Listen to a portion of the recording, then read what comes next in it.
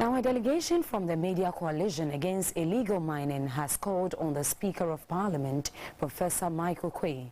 The meeting was to brief the leadership of the House on what has happened so far with the fight against illegal mining, otherwise known as galamsey, and also to seek the support of Parliament as they continue the fight. Galamsey, which was later shortened to galamsey, was the term used in Zambia to refer to illegal small-scale mining. Galamsey took root in Ghana some years ago and has for some time now led to pollution of the country's major sources of drinking water. Some lives have been lost as a result. Food crops and farmlands have also been lost to the menace. Until about a year ago, when government set up a task force to clamp down on illegal miners and the media joined the fray, attempts made to stop illegal mining in the country had not yielded much results. The Media Coalition Against Galamsey seeks to help bring illegal mining to an end.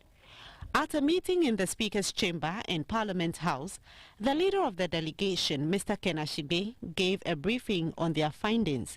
He cited leadership failure and poor delivery of justice as some of the challenges and called for stringent laws and possible amendments to some of the mining laws that do not favor the country. The justice delivery system has not helped us to the extent that there was the 4 Chinese who were arrested with this lady Aisha Wang. It had to take a member of the coalition, Occupy Ghana, to petition the Attorney General to get the charges that were brought against them amended. Otherwise, they were going to go under some immigration charges where they would have paid some party for 12,000 cedis and they would have gone away with it.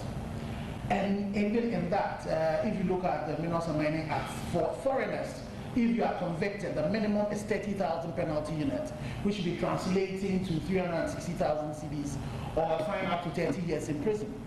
In September last year, or September, August last year, a court in Takwa found 10 Chinese guilty. They were fined 2,400 cedis. 2,400 cedis. That's what has been happening. You have a situation in which August last year, 4 Chinese were arrested.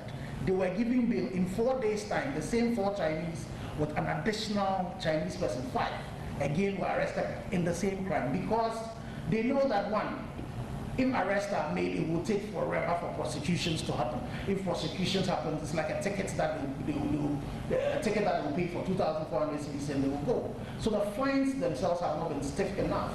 So the challenges are not only with the investigations, it's also to do with the prosecution that is done, and also some of our judges, even when conviction happens, the sanctions are not tough, deterrent enough. The first Deputy Speaker of Parliament, Mr. Joseph Osei-Wusu, tasked the team to continue to use the media to educate the people on the negative impact of galamsey. For his part, the Speaker of Parliament, Professor Oquaye, encouraged the coalition to widen its scope and involve more than just the media to help solve the problem. I will take steps to invite the leadership of Parliament